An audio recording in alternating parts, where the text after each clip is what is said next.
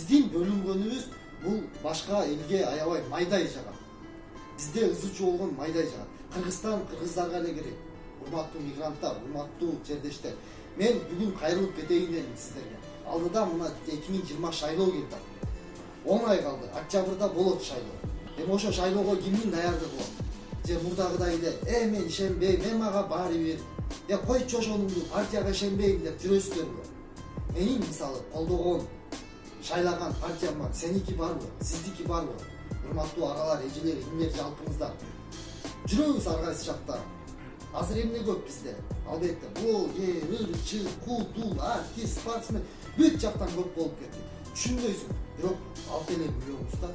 Анан бир татыктуу президентти же болбосо бир татыктуу партияны общий ынтымакка биригип барыбыз шайлап ала алабызбы? Же ала албайбызбы? Же дагы ушинтип кетебизби? Эгер ушинтип кете берсек биздин мамлекеттин арты кандай болот? Элестеткиле, мындан 15 жыл мурда элестетсеңер, телефон бири-бириңди карап сүйлөшөсүң десе таң калчусуң. Азыр кандай болуп атат?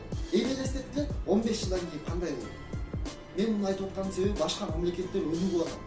Бул жакта мисалы 2011 мен мигрант болчумун. Жаңы трамвай, жаңы автобус, жаңы троллейбус дегендер жок болчу. Азыр буларда жаңы баары жаңы болуп келди. Метролордон бери жаңы болуп атат. Биз ошого мына жыргап жүрөбүз. Булар орустар бизди канча күн багат? Канча жыл багат? Каяктан билесиң эртең буалап чыгат? Эртең буалап чыкса каяка барабыз? Ошону ойлонолу. Сөзтүн кыскасы, мен ишенбейм, мага баары бир дебейм.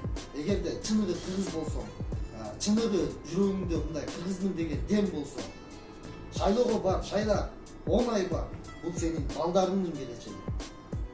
Макул ишенбейт экенсиң, бияктан гражданство алып, бияктан жаша, ипотекага тамал, өмүрүң өткөнчө ошо ипотеканы төлөп бүтөсүң. Анан балдарың орус болуп калат. Анда сен эмнексиң? Анда сен кыргыз деген улут жок болсо, сен кимсиң? Сыгансың, кимсиң? Ойлоңу. Биз Барсбек Каранан бери келаткан кыргыз калкыбыз. Ошону унутпайлы. Азыр эми ушинтип айтып чыксам эле бул каякта акылдуу чыгып алды дейсиң. Кээ бирөөлөр туура түшүнсө болуп, мүмкүн. Туура түшүнөсүздөр деп ойлойм. Менин бул кайрылуумду 100 адам көрүп, ошонун 2 же 1 адамды мындай туура ойлонуп калса, бул мен үчүн чоң жетишкен.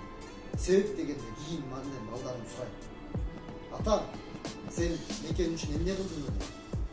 Мекен үчүн бул чуңкурду бүтөп коюп же көпүрө салып коюу эмес. Ар бир кыргыздын жараны, кыргыз эле эмес, башка мамлекеттерде да бар. Ар бир жаран, ар бир эл ошол добушун сатпай, ошого кайдыгер карабай, мен ишенбейм, баарын өлтүрүш керек, жеп жоготуш керек, кырып салыш керек дебей, шайлаш керек жүрөгү менен ишенген. Шайлаганда кандай партияны шайлайбыз? Партиянын кереги жок, 120 депутаттын кереги жок дейбиз. Биринчи таанышалы, программасы барбы? Эмнелерди кылат?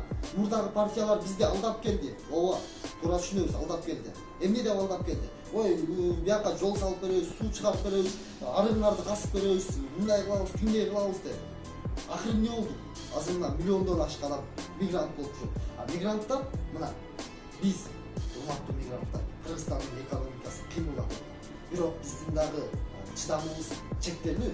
Бир күн болсо бүгүн жагылып кетебиз. Жагылып койчу.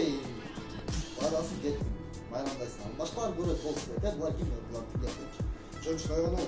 Кыргызстанда жүргөн кыргыз мекендештерим ошол жакта жүргөндө барыңар эле мамлекетте күйөөсүңөр, барыбыз күйөөбүз. Бирок ошо жактагы мондай саясий провокаторлордун эмелерине азгырылып, митинг-ситингде аралашып кетпей, мындай акча төлөгөн митингтерге чыга бербей, кичинекей эле бирөө мисалы зарядканы жака ыргытып койду десе, ошону ыргытып койду, кетсин деп мындай митингге чыга бербей, нормальный мындай себеби менен чыгалы. Керек болсо чыкпай да болот. Бизге тынчтык керек. Биз тынчтык жол менен гана баарын чечебиз. Тынчтык жол бул шайлоо. Ар бир адамдын милдети шайлоо. 2020 шайлоо шайлайбыз. Күч биrdikte, elhamdülillah, Müslümanız.